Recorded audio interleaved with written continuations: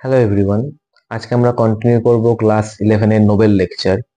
আমরা প্রথম দিন কমপ্লিট করেছিলাম 48 পেজের লাস্ট প্যারাগ্রাফটা আগে পর্যন্ত। তো আজকে লাস্ট প্যারাগ্রাফ থেকে আমরা শুরু করছি 48 পেজে। তো বলছে দেখো, I was surprised in the West to see so many young boys and girls given into drugs, and I tried to find out why. Why is it like that? And the answer was because there is no one in the family to receive them. তো বলছে দেখো যে আমরা জানি যে mother যখন লেকচারটা দিচ্ছেন তার নোবেল পাওয়ার পরে, তখন তিনি অনেক কিছু নিয়ে কথা বলছেন, ভ্যারিয়াস বিষয় নিয়ে তিনি কথা বলছেন। এবং সেই ভ্যারিয়াস বিষয়ের মধ্যে কিন্তু তোমাদের একটা বিষয় এখানে দেখা যাচ্ছে, ড্রাগস অ্যাডিকশন, যেটা ইউথের মধ্যে প্রচন্ড দেখা যাচ্ছিল সেই সময়।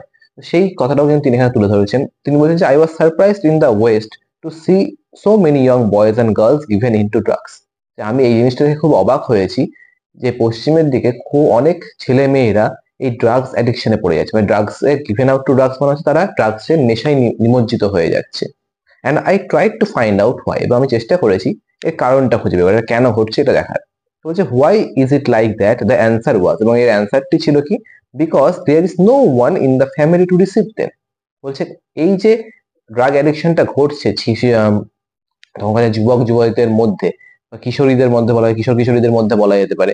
তো সেই ইউথদের মধ্যে যে ড্রাগ অ্যাডিকশনটার মেন কারণে কিন্তু তিনি খুঁজে পেয়েছিলেন কি, there is no one to in the family to receive them, অর্থাৎ তাদের পরিবারে এমন কেউ নেই যারা তাদেরকে গ্রহণ করবে। অর্থাৎ তারা বলতে পারছেন যে ডিপ্রাইভড অফ লাভ, এই কথাটা আমরা ইউজ করতে পারি এখানে, যে তারা ভালোবাসা থেকে বঞ্চিত রয়েছে। সমাজে যে আমাদের মধ্যে ভালোবাসাটা থাকা উচিত, পরিবারের কোনো শিশুর প্রতি বা পরিবারের যে কোনো সদস্যের প্রতি আমাদের যে ভালোবাসাটা পরিবারের অন্য সদস্যদের দেখানো উচিত, সেই জিনিসটা তারা যখন পাচ্ছে না, তারা তখন বাইরে কোনো রকম ভাবে নিজেদের মেন্টাল পিস খোঁজার চেষ্টা করছে, কোনো রকম শান্তি খোঁজার চেষ্টা করছে। তো বলছে father and mother are so busy, they have no time. তো যে যে শিশুগুলি যারা ড্রাগ এডিকশনের মধ্যে পড়ে রয়েছে, তাদের পিতামাতা যদি জীবনটা দেখা যায়, তো তারা এখানে তাদের শিশুদের জন্য কোনো রকম সময় বের করতে পারছেন না। এটা কিন্তু একটা মানে মুখ্য কারণ হিসেবে আমরা বলতে পারি এই জিনিসটা, যে শিশুদের জন্য যে পিতামাতারা না সময় বের করতো, কে বের করবে? তো সেখানে যখন তারা বের করতে পারছেন না, শিশুরা যখন তাদের পিতামাতার কাছ থেকে সেই ভালোবাসাটা পাচ্ছেন না, সময়টা সে পাচ্ছে না, তখন কিন্তু তারা বাইরের দিকে আগ্রহী হয়ে পড়ছে। বলছে young parents are in some institution and the child takes back to the streets and gets involved in something। বলছে এবং অনেক জায়গাতে এমনও পেরেন্টস রয়েছে যারা খুব ইয়ং, নিজেরাই খুব ইয়ং বয়সে তাদের বিয়ে হয়েছে। তো সেই ক্ষেত্রে তারা নিজেরা খুব ইয়ং রয়েছে, এবং তারা যখন নিজেদের প্রফেশনে রয়েছে, কোনো কাজের মধ্যে রয়েছে, তখন বাড়িতে যে বাচ্চাটি রয়েছে, বাড়িতে যে সন্তানটি রয়েছে, সে কিন্তু সবকিছু কি একটা স্ট্রিট কালচারের মধ্যে সে কিন্তু চলে যাচ্ছে। সে কিন্তু বাইরে তার বন্ধু বান্ধব খোঁজার চেষ্টা করছে, সে ভালোবাসাটা খোঁজার চেষ্টা করছে, সে টাইমটা খোঁজার চেষ্টা করছে। এবং সেই ক্ষেত্রে কিন্তু তারা অনেক সময় মিসলিড হয়ে যাচ্ছে বলতে পারা যাচ্ছে। হচ্ছে we are talking of peace, this are things that break peace. তো বলছে দেখো মাদার কি বলছেন, যে আমরা এখানে পিস নিয়ে কথা বলতে এসেছি, অর্থাৎ শান্তি নিয়ে আমরা এখানে কথা বলছি, কারণ নোবেল পিস প্রাইজ তাকেই দেওয়া হয়েছিল, সেই হিসেব করে আমরা শান্তি নিয়ে কথা বলছি। কিন্তু এখানে এই যে ড্রাগ অ্যাডিকশন, শিশুদের মধ্যে যে মতিভ্রম, সেই জিনিসটা সব থেকে বড় একটা কারণ হয়ে দাঁড়াচ্ছে এই পিসটা অ্যাটেন্ড আমরা না করতে পারার ক্ষেত্রে। এটাকে কিন্তু পিসকে, শান্তিকে কিন্তু ভেঙে দিচ্ছে। বলছে but I feel the greatest destroyer of peace today is abortion. এবং তিনি বলছেন কি এর সাথে তার মনে হয় যে এই দুনিয়াতে পৃথিবীর সব থেকে বড় যে অ্যাবর্শন বা ভ্রূণ হত্যা, যেটাকে আমরা বলতে পারি বাংলায়, সেই ভ্রূণ হত্যা করা কিন্তু সব থেকে বড় পিস ব্রেকার, অর্থাৎ শান্তিকে নষ্ট করার সব থেকে বড় মুখ্য কারণ কিন্তু এই অ্যাবর্শন বা ভ্রূণ হত্যা। বলছে because it is a direct war, it is a direct killing, direct murder by the mother herself. তো বলছে দেখো, কারণ এইটা মুখ্য কারণ হিসেবে কেন তিনি অভিহিত করেছেন, কারণ তিনি বলছেন যে এটা কিন্তু একটা ডিরেক্ট, এটা পুরোপুরি সামনে প্রত্যক্ষভাবে কিন্তু একটা হত্যা। কারণ এই হত্যাটা কি, যার ভ্রূণের হত্যাই হোক বা সে ভূমিষ্ঠ হয়নি এরকম কোনো শিশুর হত্যা, মানে সেও কিন্তু একটা প্রাণ, তার মধ্যে কিন্তু প্রাণের সঞ্চার ঘটছে। তো সেই ক্ষেত্রে বলছেন তিনি যে এই যে শিশুটা জন্মাবে, তার ভ্রূণটা যে তৈরি হচ্ছে, তাকে কিন্তু সরাসরি ভাবে মেরে দেওয়া হচ্ছে। এখানে মারছে কে? তার মা। তার মা নিজে কিন্তু এই ঘটনাটি, হত্যাটি ঘটাচ্ছে। বলছে and we read in the scripture for god সেইজ very clearly. Scripture বলতে আমরা বলতে পারি এখানে পুঁথি বা ধর্মগ্রন্থ। তো বলছে দেখো, যে আমরা এই যে স্ক্রিপচার, আমরা যে ধর্মগ্রন্থ বা পুঁথিগুলি পড়েছি এতদিন ধরে, সেখানে আমরা দেখতে পেয়েছি যে ভগবান খুবই পরিষ্কারভাবে কথাটি বলেছেন যে even if a mother could forgive her child, I will not forget you, I have carved you in the palm of my hand. তো বলছে দেখো, যে if a mother could forget you, মানে কথাটি বলতে চাইছেন কি, যে যদি, ভগবান এই কথাটি খুব পরিষ্কারভাবে বলেছেন যে যদি কোনো মা তার সন্তানকে ভুলে যায় বা তার সন্তানের কথা তার খেয়াল না বা সন্তানের প্রতি তিনি সেরকম যত্নবান না হন, তো সেই রকম ক্ষেত্রেও কিন্তু বলছেন কি যে আই উইল নট ফরগেট, অর্থাৎ তিনি কিন্তু সেই সন্তানটিকে বা তিনি কিন্তু সেই সৃষ্টি, যে যে সব প্রাণটা তিনি সৃষ্টি করেছেন, সে প্রত্যেকটা প্রাণের কিন্তু তিনি খেয়াল রাখবেন, তিনি কোনোদিন কাউকে ভুলে যাবেন না। ভগবান কিন্তু এটা বলেছেন, বলছে I have carved you in the palm of my hand, আমি তোমাকে আমার নিজের হাতে খোদাই করেছি। অর্থাৎ নিজের হাতে খোদাই করা মানে হচ্ছে নিজের কিন্তু তিনি, এই যে আমরা বলি যে ক্রিয়েটার, আমাদের পৃথিবীর যে কোনো প্রাণেরই ক্রিয়েটার ভগবান আমরা ধরে নিই, সেই কথাতেই বলছেন যে আমি তোমাদের নিজের হাতে, নিজেদের পামে কিন্তু আমি তোমাদের নিজেদের হাতের তালুতে কিন্তু তোমাদেরকে তৈরি করেছি, যে হাতে তোমাদেরকে গড়ে তুলেছি, এই প্রাণগুলো সৃষ্টি করেছি। সেই ক্ষেত্রে বলছেন যে তুমি যতই তোমার মা তোমাকে যদি ভুলে যায়, আমি কিন্তু ভুলবো না, ভগবান এই কথাটি কিন্তু বলেছেন। তো বলছে we are carved in the palm of his hand so close to him that unborn child has been carved in the hand of God. তো বলছে দেখো আমরা সকলেই কি, আমরা সকলেই এই যে ভগবানের হাতে খোদাই কথা, ভগবানের হাতে তৈরি হওয়া, ভগবানের হাতে আমাদেরকে বানানো হয়েছে, আমাদেরকে রূপ দেওয়া হয়েছে, সেই হিসেবে বলছে আমরা তার কাছে এতটাই ক্লোজ। এই সেই আনবর্ন চাইল্ড যে ভ্রূণটি রয়েছে, অর্থাৎ যে শিশুটি জন্মায়নি, সে ভ্রূণ অবস্থায় রয়েছে, সেও কিন্তু তার হাতের মধ্যেই খোদাই করা হয়েছে, মানে তাকেও কিন্তু তিনিই রূপদান করেছেন, তাকেও কিন্তু তিনিই জীবন দান করেছেন। এই কথাটি কিন্তু এখানে মাদের বোঝাতে চাইছেন। তো বলছে দেখো and that is what strike me most, এবং এই বিষয়টা কিন্তু আমাকে সব থেকে বেশি আঘাত করবে, সব থেকে বেশি আমাকে চমকে দেয় বলতে পারি আমরা। The beginning of that sentence, that even if a mother could forget something impossible, but even if she could forget I will not forget, এবং সেখান থেকে তিনি কিন্তু আবার এই কথাটাই ফিরে যাচ্ছেন, যে সেখানে যে লাইনটি তিনি শুরু করেছিলেন প্রথমে বলা, সেই বলার লাইনে আবার তিনি ফিরে যাচ্ছেন, এবং সেখানে তিনি বলছেন যে আমি যে শুরুতে যে লাইনটি বলেছেন যে যদি কোনো মা এই ইম্পসিবল কাজটা, এই অসম্ভব কাজটা করেও দেয়, অর্থাৎ কোনো নিজের সন্তানকেই ভুলে যায়, আমি কিন্তু সেই সন্তানকে ভুলবো না। তো ভগবান কিন্তু সে তার যে কোনো সন্তানকে কিন্তু সে ভুলবে না, ভগবান এই কথাটি কিন্তু মাদার আবার আমাদেরকে মনে করিয়ে দিচ্ছেন। তারপরে বলছে দেখো যে and today the greatest means the greatest destroyer of piece is abortion, এবং আজকালকার দিনে মানে এখন যে সময় তিনি ভাষণটা দিচ্ছেন অর্থাৎ 1979, তো সেই সময় কিন্তু সব থেকে বড় এই যে শান্তির ব্রেকার বা শান্তির ধ্বংসকারী, সেটা কিন্তু অ্যাবর্শনকে তিনি মনে করছেন।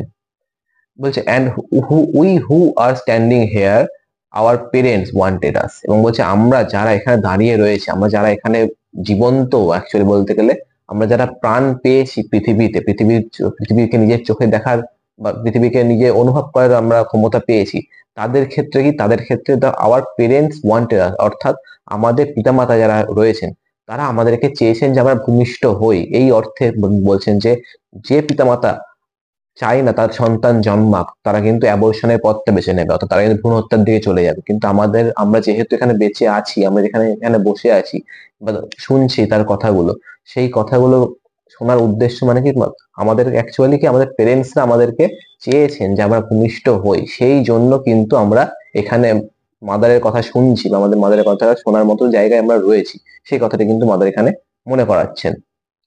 বলছে we the children we would not be here if our parents would do that to us, অর্থাৎ এখানে কি বলছে যে উড ডু দ্যাট বলার কথাটা কিন্তু মানে দাঁড়াচ্ছে কি যে অ্যাবর্শনের কথাটা তিনি রেফারেন্স করছেন, যে আমরা এখানে রয়েছি থাকতাম না যদি আমাদের পেরেন্টসরা এখানে না চেন, আমাদের পেরেন্টসরা যদি আমাদের সঙ্গে অ্যাবর্শনের পথটা বেছে নিতেন আমাদের সাথে, তাহলে কিন্তু আমরাও এখানে থাকতাম না।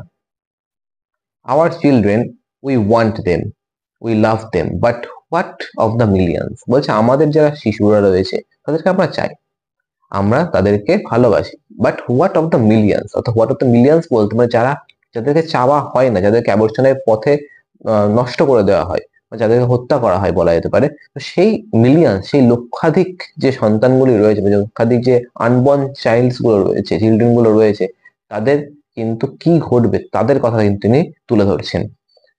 বলছে many people are very very concerned with the children in India, with the children in Africa where quite a number die, বলছে অনেকেই কিন্তু এই যে বিষয়টা ভারতে এবং আফ্রিকায় এই যে ঘটনাগুলো দেখা যাচ্ছে, এই ঘটনাগুলো নিয়ে তারাও কিন্তু খুব উদ্বিগ্ন রয়েছেন, তারা চিন্তিত রয়েছেন, যেখানে বহু সংখ্যক শিশু কিন্তু মারা যাচ্ছে, may be of malnutrition, of hunger and so on, but millions are dying deliberately by the will of the mother. বলছে অনেকে মারা যাচ্ছে কি হিসেবে, অনেকে মারা যাচ্ছে কিন্তু ক্ষুধার জ্বালায়, অনেকে অপুষ্টিতে ভুগে এবং এরকম অনেক রোগাক্রান্ত বা অনেক কারণের জন্য কিন্তু অনেক মারা যাচ্ছে। কিন্তু সব থেকে বেশি সমস্যাটা যে তার চোখে যেটা, যেটা হচ্ছে কি ডেলিবারেটলি, অর্থাৎ ডেলিবারেটলি মানে বলতে পারি যে ইচ্ছা সম্মতি হবে, সম্মতিক্রমে যে কাজটা করা হয়, যে কাজটা আমি জেনে শুনে করি সেই কাজটা করে ডেলিবারেট, অর্থাৎ সম্মতিক্রমে কোনো কাজ করা।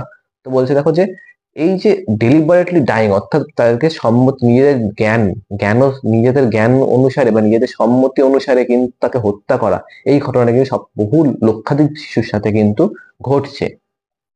And this is what the greatest destroyer of peace today, এবং এইটা সে সব থেকে বড় শান্তির ভঙ্গকারী রয়েছে। Because if a mother can kill her own child, what is left for me to kill you and you kill me, there is nothing between.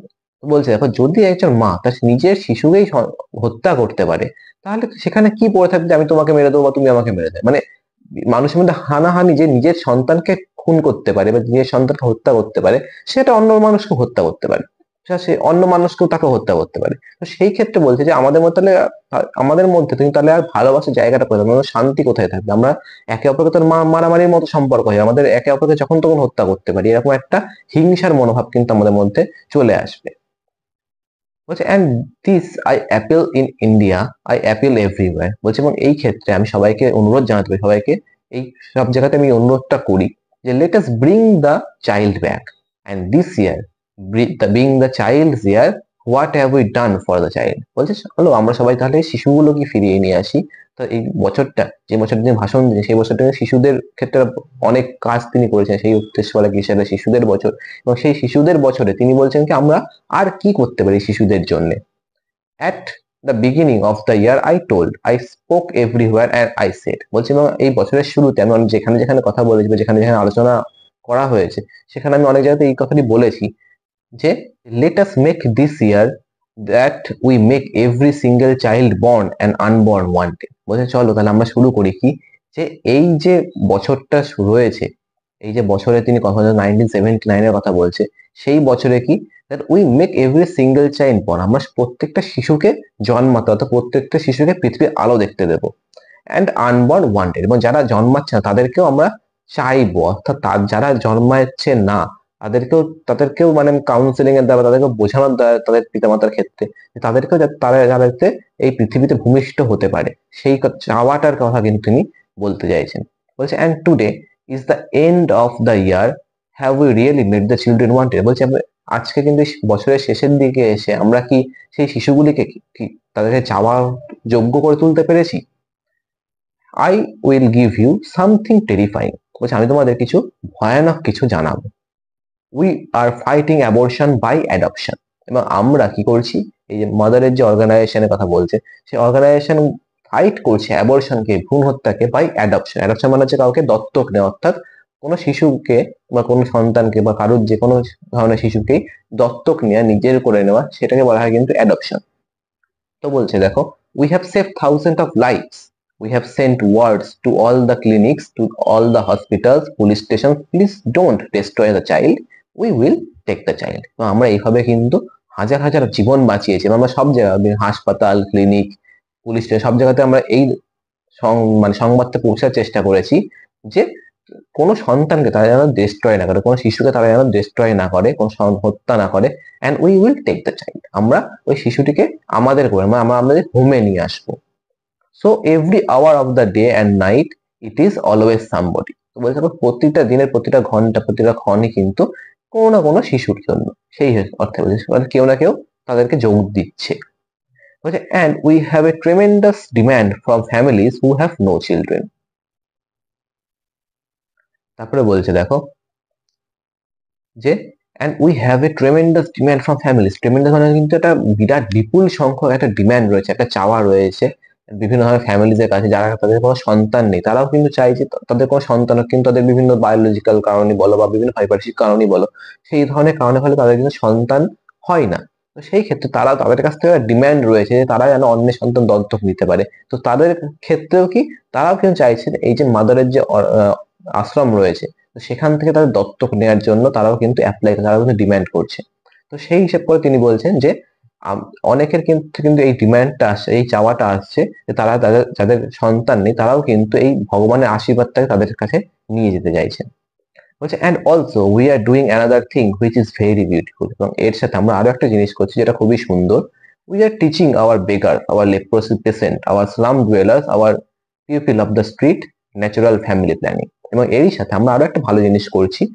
আমরা কি করছি, আমরা যারা পথের ভিক্ষুক রয়েছেন, যারা পেশেন্ট রয়েছেন, যারা কুষ্ঠরোগী রয়েছেন, বা যারা বস্তিবাসী কিছু বাসিন্দা রয়েছেন, যারা পথে ঘাটে বসবাস করেন তারা রয়েছেন, তাদেরকে আমরা কি করছি, আমরা সাধারণভাবে যে ফ্যামিলি প্ল্যানিং করার কথা চিন্তা করা হয়, বর্তমানে এই টার্মটার সঙ্গে খুবই আমরা পরিচিত হয়ে উঠছি বর্তমানে, কিন্তু সেই সময়টা কিন্তু ফ্যামিলি প্ল্যানিং কথাটার সঙ্গে সেরকম ভাবে পরিচয় ছিল না লোকের। সেই কথাটি বলছে যে তখনকার দিনেও কিন্তু মাদার কি বলছেন যে আমরা এই যে সাধারণ স্বাভাবিকভাবে যে ফ্যামিলি প্ল্যানিং করা যায়, পরিবার পরিকল্পনা করা যায়, এই শিক্ষাটা কিন্তু আমরা এই সকলকে দেওয়ার চেষ্টা করছি। And in Calcutta alone in 6 years, and it is all in Calcutta, we have had 61,273 babies less from the families who would have had. But because they practice this natural way of abstaining of self-control out of love for each other. তো বলছে দেখো, এবং শুধুমাত্র ক্যালকাটাতে 6 বছরে আমরা 61,273টা babies কম জন্মাতে দিয়েছি, বা জন্মানোর ঘটনা ঘটেছে আমাদের ক্যালকাটাতে, যে বেবিগুলো হওয়ার সম্ভাবনা ছিল, কিন্তু তারা এই যে ন্যাচারাল ওয়ে অফ অ্যাবস্টেনিং বলতে, এই যে অ্যাবস্টেনিং বলা হচ্ছে কোনো কাজ থেকে বিরত থাকা, কোনো কাজকে না করা, তো সেই রকম কথা বলছে যে আমরা এই ন্যাচারাল যে স্বাভাবিকভাবে যে ফ্যামিলি প্ল্যানিং এর শিক্ষাটা দিয়েছি, তার মানে কি নিজেকে কন্ট্রোলে রাখা বা নিজের উপর নিয়ন্ত্রণ রাখা। এই নিয়ন্ত্রণ রাখার বিষয়টা তারা প্র্যাকটিস করে, তারা অনুশীলন করেছে বিভিন্ন ধরনের পরিবারের মানুষজন গুলো একে অপরের প্রতি ভালোবাসার থেকে, এবং তার ফলে কি হয়েছে, 61,273টি শিশু এই ক্যালকাটাতে কম জন্মেছে। কারণ যদি তারা ফ্যামিলি প্ল্যানিংটা শিক্ষাটা না পেত বা তারা না করতো, তাহলে কিন্তু এই 61,000 শিশু কিন্তু জন্মানোর সম্ভাবনা ছিল, এবং তাদের মধ্যে অনেক কিছু হয়তো মারাও যেতে পারতো। সেই সমস্যাটা কিন্তু এখানে তৈরি হয়নি, এবং ন্যাচারাল ফ্যামিলি প্ল্যানিং এর ঘটনার ফলে অনেক ক্ষেত্রে অনেক সবাই কিন্তু লাভবানই হয়েছে। আমাদের জনসমক্ষে বলতে পারা যায় যে যদি আমরা পুরোপুরি আহ এই যে দুনিয়ার যে পপুলেশনটা আমরা যদি দেখি, তো সেই পপুলেশনের ক্ষেত্রে কিন্তু অনেকটা উপকারী লাগছে এই ফ্যামিলি প্ল্যানিং এর ঘটনাটা তখন থেকে যদি আমাদের করা হতো, পুরোপুরি ভাবে যদি ইমপ্লিমেন্ট করা হতো এই ফ্যামিলি প্ল্যানিং এর ঘটনাটা, তাহলে কিন্তু পপুলেশনটা এতটা বৃদ্ধি হতো না, এত ধরনের এত কিছু সবকিছু নিয়ে এতটা হাহাকার সৃষ্টি হতো না। তো সেই ক্ষেত্রে বলছে যে আমরা শুধু ক্যালকাটাতে 6 বছরে 61,000 শিশু কিন্তু কম জন্মেছে, এই মানুষের মধ্যে এই জাগরণটা তৈরি করার ফলে, বা মানুষের মধ্যে এই যে নিজেদের উপর নিয়ন্ত্রণ রাখা এই ক্ষমতাটা সৃষ্টি করার ফলে। বলছে we teach them the temperature meter which is very beautiful, very simple and which our poor people understand. এবং আমরা তাদেরকে এই যে এখানে টেম্পারেচার মিটার বলতে কিন্তু আমরা বলতে পারি যে উত্তেজনার মিটার, যেটা আমাদের বলা হয় যে ন্যাচারাল যে বডির আমাদের যা দরকার, সেই নিজেদের নিয়ন্ত্রণ, নিজেদের সেলফ কন্ট্রোলে রাখার কথা কিন্তু এখানে টেম্পারেচার মিটারের দ্বারা বোঝানো হয়। তো সেইখানে বলছে কি দেখো, যে এই যে টেম্পারেচার মিটারের কথা বলা হচ্ছে সেটা কিন্তু খুবই সুন্দর, খুবই সহজ ভাবে কিন্তু সকলে বুঝতে পেরেছিল। And you know what they have told me, মানে তোমরা কি জানো যে তারা আমাকে, মানে যারা শিখেছে মাদারের কাছ থেকে, তারা মাদারকে কি বলছে, বলছে our family is healthy, our family is United and we can have a baby when ever we want. বলছে দেখো যে আওয়ার ফ্যামিলি ইজ হেলদি, আমার ফ্যামিলি ইজ ইউনাইটেড, অর্থাৎ আমাদের ফ্যামিলি কিন্তু এখন সুস্থ আছে, বা আমাদের ফ্যামিলি কিন্তু এখন একসাথে রয়েছে, এবং এই we can have a baby when ever we want, আমরা কিন্তু ফ্যামিলি প্ল্যানিং শিখে একটা জিনিস বুঝতে পেরেছি যে আমরা এরপরে চাইলেই যখন খুশি একটা শিশুর জন্ম দিতে পারি, বা শিশুকে পৃথিবীতে নিয়ে আসতে পারি। So clear those people in the street, those beggars, and I think that if our people can do like that, how much more you and the others who can know the ways and means without destroying the life that God has created in us. তো বলছে দেখো যে এখান থেকে পরিষ্কার বোঝা যাচ্ছে যে যারা এই পথে ঘাটে রয়েছে, যারা ভিক্ষুক পরিবার সম্প্রদায়ের মানুষজন রয়েছে, তারা যদি এই জিনিসটা এত সহজে বুঝতে পারে, তাহলে আমরা যারা অনেক কিছু বেশি জানি, বা আমরা অনেক বেশি জ্ঞান আমাদের মধ্যে রয়েছে, আমাদের নলেজ আমাদের মধ্যে রয়েছে, তারা কিন্তু যারা আমরা জানি অনেক ধরনের পথের সন্ধান আমাদের কাছে রয়েছে, তারা কিন্তু আরো কতটা বেশি এই সমাজের জন্য, এই পৃথিবীর জন্য আমরা কতটা বেশি করতে পারবো, যে পৃথিবীরা বা যে প্রাণগুলো ভগবান সৃষ্টি করেছেন তাদের ভালো উদ্দেশ্যে। The poor people are very great people. They can teach us so many beautiful things. তো বলছে দেখো যে এই যে গরিব মানুষগুলি রয়েছে এরা কিন্তু খুবই মহান এক ধরনের মানুষ এবং তারা তারা কিন্তু আমাদেরকে অনেক সুন্দর সুন্দর জিনিসও শেখাতে পারে। বলছে the other day one of them came to thank and say, বলছে অন্য একদিন একটা মানুষ, এরকম একটা মানুষ এসেছিল আমার কাছে আমাকে ধন্যবাদ জানাতে বা কৃতজ্ঞতা জানাতে। সে এসে আমাকে বলল, you people who have vowed chastity, you are the best people to teach us family planning. তো বলছে দেখো যে you people who have vowed chastity, vowed মানে হচ্ছে কোনো কিছুর অঙ্গীকার করা বা কোনো কিছুর প্রমিস করা বলতে পারি। তো বলছে দেখো যে তোমরা এইখানে দা পিপল বলতে কিন্তু এখানে মাদারদের সম্প্রদায়ের কথা বলা হচ্ছে, যে the you people who have vowed chastity কথা অর্থ কিন্তু তোমরা মানুষ বা তোমাদের সম্প্রদায়ের যে মানুষগুলো বা সেবিকাগুলির কথা বলছেন, যে যারা অঙ্গীকার করেছেন কি চেস্টিটি অর্থাৎ পবিত্রতা, অর্থাৎ তারা সাধারণত কি করবে, তারা সাধারণত বিবাহিত হবেন না, কোনো সময় বিবাহিত হবেন না। সেই ধরনের যে মানুষগুলো রয়েছে, তো বলছি you are the best people to teach us family planning, তোমরাই হচ্ছে বা আপনারাই হচ্ছে সব থেকে ভালো মানুষ যারা আমাদেরকে এই পরিবার পরিকল্পনা সম্পর্কে শিক্ষা দিতে পারে। Because it is nothing more than self control out of love for each other. বলছে কি দেখো মানে এটা কিন্তু একটা আর বেশি কিছু নয়, নিজের উপর নিয়ন্ত্রণ, একে অপরের ভালোবাসা থেকে নিজের উপর নিয়ন্ত্রণ রাখা। কারণ আমি যদি যেটাকে একটুখানি ভেঙে বলি, যে কোনো স্বামী তার স্ত্রীকে ভালোবাসে, সে চাইবে না যে তাদের মধ্যে সন্তানটা হোক সে অপুষ্টির শিকার হোক বা তাদের সন্তান জন্মাবার জন্য তার স্ত্রীর কোনো ক্ষতি হোক। মানে সে যদি তার স্ত্রীর প্রতি অ্যাকচুয়ালি কেয়ার করে বা তার যদি যত্ন নেয়, সেই ক্ষেত্রে সে চাইবে না তার স্ত্রীর কোনো ক্ষতি হোক। এবং আমরা বহু সময় এই জিনিসটা দেখেছি যে বিভিন্ন ধরনের পরিকল্পনা যদি না হয়, আমরা এখন অনেকটাই অ্যাওয়ার বেশি, তো সেখানে দেখা যায় কি যে 3 বছরের মধ্যে একটা শিশু জন্মানো, 3 বছরের মধ্যে যদি আরেকটা শিশু জন্মায়, তখন কিন্তু বিভিন্ন ধরনের কমপ্লিকেশনস আসার সম্ভাবনা বেশি হয়ে যায়। তো সেরকম ক্ষেত্রে মাতা এবং যে শিশু জন্মাচ্ছে নতুন, তার ক্ষেত্রেও কিন্তু এই এফেক্টটা পড়তে পারে। এবং এই ক্ষেত্রে এই লাইনটাই খুব ভালোভাবে ভ্যালিড এখানটায়, যে এই যদি কেউ এই সিচুয়েশনটা বুঝতে পারে, তো সে কি বলছে যে out of love for each, মানে একে অপরের ভালোবাসার থেকে আমরা কিন্তু জানতে পারবো যে সেলফ কন্ট্রোলটা আমাদের কেন জরুরি। বুঝতে পারলে? তো সেই সেলফ কন্ট্রোলটা রাখাটা কেন জরুরি, কারণ একে অপরের ভালোবাসা, যদি ভালোবাসা নাই থাকতো তাহলে সে বলতো যে রাখার দরকার নেই সেলফ কন্ট্রোল। সেই ক্ষেত্রে বলছেন যে এই এই মানুষগুলির থেকে বা সেবিকাগুলির থেকে তারা কিন্তু শিখতে পেরেছে যে সেলফ কন্ট্রোলটা রাখা কেন জরুরি। তারপরে বলছে দেখো, and I think they said a beautiful sentence, এবং আমি মনে হচ্ছে যে তার একটা খুব সুন্দর বাক্য কিন্তু বলেছেন। And this are people who maybe have nothing to eat, maybe they have not a home where to live, but they are great people. বলছে দেখো যে এই ধরনের মানুষগুলো যারা এই যে ছোট্ট একটা জ্ঞান দেওয়ার ফলেও তারা কিন্তু তার নিজেদের জীবনে চেঞ্জেস গুলো আনতে পারে, বা যারা অ্যাকচুয়ালি বলতে গেলে অন্যদের কথা শুনতে অভ্যস্ত বা অন্যদের কথা শুনে সেটা জীবনে ইমপ্লিমেন্ট করতে সহজাত। বা অনেক আমরা এমন মানুষ দেখতে পাই যে কিছু একটা ভালো কিছু বললো, কারো উপকারে বললো, সে শুনবে না জিনিসটা, কিন্তু সেই রকম মানুষগুলোর কথা বলছে। এবং সেই ক্ষেত্রে এখানে এই কথাটাই বলছে দেখো যে যে মানুষগুলো এরকম শুনতে অভ্যস্ত বা অন্যের ভালো চাওয়াকে নিজে গ্রহণ করতে অভ্যস্ত, সেই ধরনের মানুষগুলোই কি তারা হয়তো ভারী নাও থাকতে পারে, তাদের জীবনে অর্থ অভাব থাকতে পারে, কিন্তু তারা কি সবথেকে খুব ভালো মানুষ, কারণ তারা জিনিসগুলোকে খুব সহজ সরল ভাবে জীবনে গ্রহণ করতে পারে। বলছে the poor are very wonderful people. One evening we went out and picked up 4 people from the street. বলছে এই যে গরিব মানুষেরা রয়েছে তারা কিন্তু খুব মহান, খুব ভালো মানুষ। এবং এক সন্ধ্যেবেলায় আমরা বেরিয়েছিলাম, বেরিয়ে 4জন পথচারীকে আমরা কিন্তু তুলে এনেছিলাম। ফ্রম দ্য স্ট্রিট বলতে যারা রাস্তায় বসবাস করে সেই ধরনের রকম চারজন কিন্তু মানুষকে তারা কিন্তু তুলে এনেছিলেন, মানে তাদেরকে সেবার উদ্দেশ্যে তুলে এনেছিলেন। And one of them was in a most terrible condition, বা একজনের কিন্তু খুবই খারাপ অবস্থায় কিন্তু সে ছিল। And I told the sister you can take care of the other 3, তোমরা বাকি 3জনের সেবা শুশ্রূষার দায়িত্ব কিন্তু নিতে পারো। I took take of this one that looked worse, আমি এই একমাত্র যে সব থেকে খারাপ অবস্থায় রয়েছে, আরো বেশি খারাপ অবস্থায় রয়েছে, তার আমি যত্নটা আমি নিচ্ছি। So I did for her all that my love can do. তো বলছে দেখো যে আমি তার জন্য যতটা সম্ভব, আমার যতটা আমার ভালোবাসা দেওয়া প্রয়োজন, যতটা ভালোবেসে আমার কোনো কাজ করার দরকার বা কাজ করার আমার সামর্থ্য রয়েছে, সেই সবটুকুই আমি কিন্তু করেছি। I put her in bed and there was such a beautiful smile on her face. আমি তাকে একটা বিছানায় শুয়ে দিয়েছি এবং তার মুখে কিন্তু খুব সুন্দর একটা হাসি ছিল, স্মিত একটা হাসি ছিল. She took hold of my hand and as she said one word only, thank you, and she died.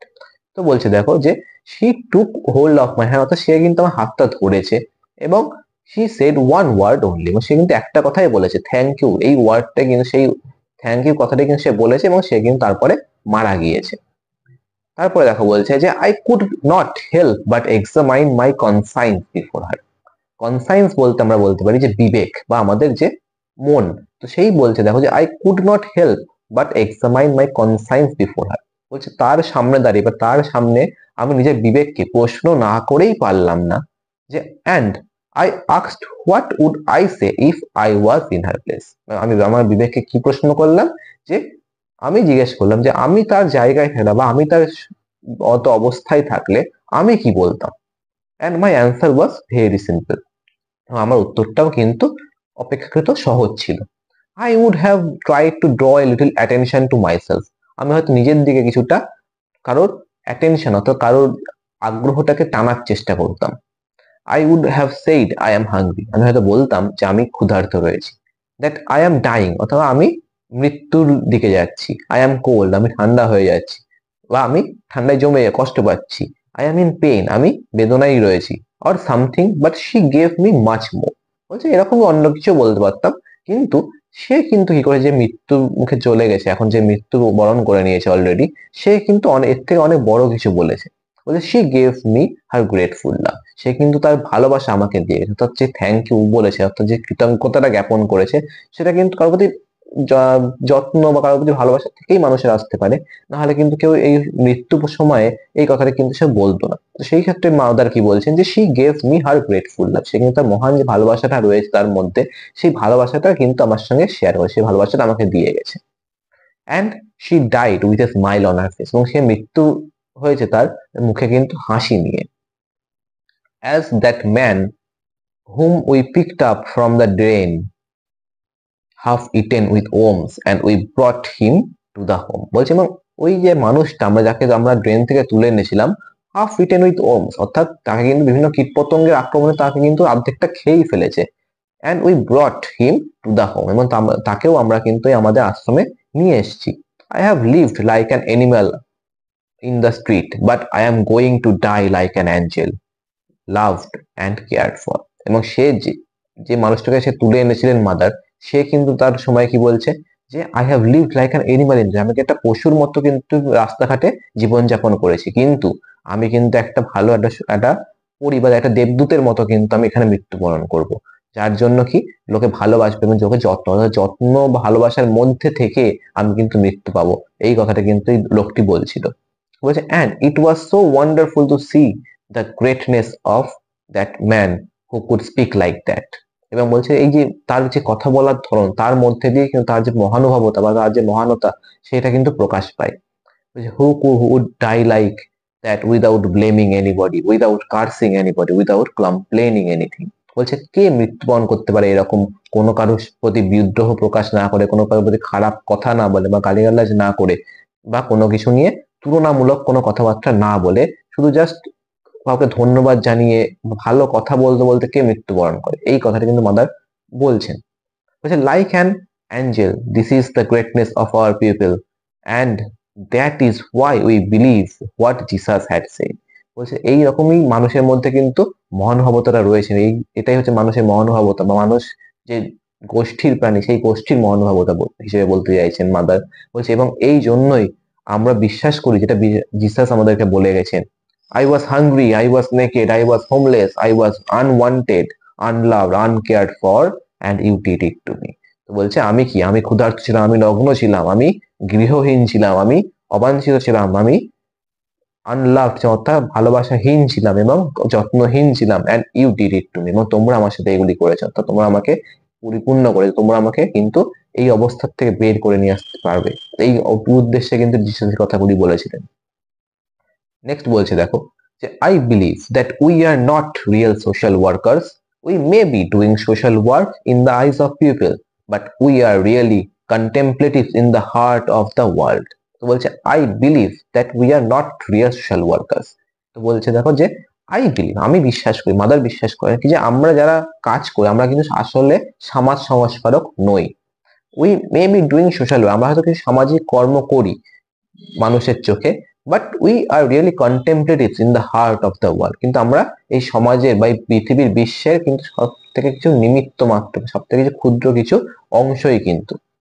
For we are touching the body of Christ 24 hours, যারা আমরা ক্রাইস্ট অফ বডি মানে Christ of body touching 24 hour, এই কথাটির কিন্তু একটা আলাদা মানে রয়েছে, যে তিনি বোঝাতে চাইছেন যে আমরা ভালো তার আশ্রয়ে রয়েছে, অর্থাৎ তার টাচ থাকা মানে হচ্ছে কিন্তু তার যে চিন্তা ভাবনা সেগুলো আমরা কিন্তু ইমপ্লিমেন্ট করতে পারছি, আমরা কিন্তু সেগুলো নিজেদের মধ্যে জীবিত রাখতে পেরেছি, সেই কথাটা কিন্তু এখানে মাদার বোঝাতে চাইছেন। যে we have 24 hours in this presence and so you and I, সকলেই কিন্তু আমরা 24 ঘন্টা কিন্তু তার অনুভবে রয়েছে, তার অনুভবের মধ্যে দিয়ে তাকে কিন্তু আমরা নিজেদের মধ্যে অনুভব করতে পারি। You too try to bring that presence of God in your family, মানে তুমিও চেষ্টা করো তার এই অনুভূতিটাকে, তার এই আবির্ভূত হওয়ার কথাটা তোমার ফ্যামিলিতে নিয়ে আসতে, ভগবানকে তোমার ফ্যামিলির পার্ট করতে। অর্থাৎ তিনি বলতে চাইছেন কি যে প্রেজেন্স অফ গড মানে কি গডের উপস্থিতি, তাই তো। তো বলছে যে গডের উপস্থিতি তুমি তোমার নিজের ফ্যামিলিতে আনার চেষ্টা করো। অর্থাৎ তুমি নিজে যদি তোমার ফ্যামিলিকে ভালো না বাসো, বা তুমি যদি নিজের ফ্যামিলিকেই তোমার থেকে দূরে করে দাও, বা তুমি তাদের প্রতি যত্নবান না হও, তাহলে কিন্তু সেই প্রেজেন্স অফ গড তোমার ফ্যামিলিতে থাকবে না কোনোদিন। কিন্তু যদি তুমি তোমার ফ্যামিলির যত্নবান হও, মানুষকে সেবা করতে পারো, নিজেদের ফ্যামিলির মানুষজনকে সেবা করতে পারো, তাহলে কিন্তু প্রেজেন্স অফ গড অর্থাৎ যিশুর যে কথাগুলি যিশু বলে গিয়েছিলেন সেই কথাগুলি কিন্তু তোমার মধ্যে দিয়ে বা তোমাদের মানুষগুলির মধ্যে দিয়েও কিন্তু সেই কথাগুলি জীবিত থাকবে, সেই কথাগুলির মান রক্ষা হবে। For the family that prays together stays together, এবং তিনি আরো কি বলছেন যে যেসব ফ্যামিলি গুলো একসাথে প্রার্থনা করে তারা কিন্তু একসাথে থাকেও। And I think that we in our family don't need bombs and guns to destroy to bring piece. তো বলছে এবং আমি এটাও মনে করি যে আমরা আমাদের পরিবার বলতে তিনি বিশ্ব পরিবারের কথা বলছেন, যে আমাদের পরিবারে কিন্তু আমরা এই বম্বস আর গানস চাই না, আমরা কিন্তু কোনো রকম গোলাগুলি বা কোনো রকম বোম বা কোনো রকম আগ্নেয়াস্ত্র কিন্তু আমরা আমাদের সমাজের মধ্যে চাই না, যেগুলি সবকিছুকে ধ্বংস করবে শান্তিকে। অর্থাৎ সবকিছু ধ্বংস হয়েও গেলেও কিন্তু শান্তি ফিরে আসে, সেখানে নিস্তব্ধতা বিরাজ করে, তো সেখানে কিন্তু অ্যাকচুয়ালি কোনো প্রাণী থাকবে না, তো সেখানে পিস এনে লাভটা কি। তো সেই হিসাব করে তিনি মাদার বলছেন যে এই যে বম্বস আর গানস এর দ্বারা যে ডিস্ট্রয় করে পিসটা হয় সেরকম কিন্তু কোনোভাবেই তিনি সমর্থন করেন না। Just get together, love one another, bring that peace, that joy, that strength of presence of each other in our home. তো বলছে দেখো সবসময় পিস আনার জন্য তিনি কোন পথটাকে অবলম্বন করতে বলছেন, জাস্ট গেট টুগেদার, অর্থাৎ একসাথে হও, একে অপরকে ভালোবাসো, এবং তার ফলে কি, তার ফলে তোমাদের জীবনে শান্তি আসবে, তোমার জীবনে আনন্দ আসবে, এবং তোমরা একে অপরের প্রতি নিজেদের কি একে অপরকে নিজেদের শক্তি হিসেবে প্রদর্শন করতে, শক্তি হিসেবে মনে করতে পারবে। and we will be able to overcome all the evil that in is in the world। তো বলছে দেখো এবং এইভাবেই কিন্তু আমরা সকল ধরনের এভিল যারা বা খারাপ যে শক্তিগুলি রয়েছে বা খারাপ যে কর্মগুলি রয়েছে সেগুলোকে কিন্তু আমরা ওভারকাম করতে, সেগুলোকে আমরা কিন্তু পেরিয়ে যেতে পারবো। তো আজকে এই পর্যন্তই আমরা এখানে কমপ্লিট করছি 50 পেজের লাস্ট প্যারাগ্রাফ পর্যন্ত। তো এখান থেকে এই পর্যন্ত তোমাদের কেমন লাগলো অবশ্যই আমাকে জানিয়ে, যদি কোনো ডাউট থাকে আমাকে জিজ্ঞাসা করতে পারো। নেক্সট দিন পার্ট 3 তে আমরা এরপর থেকে কন্টিনিউ করবো।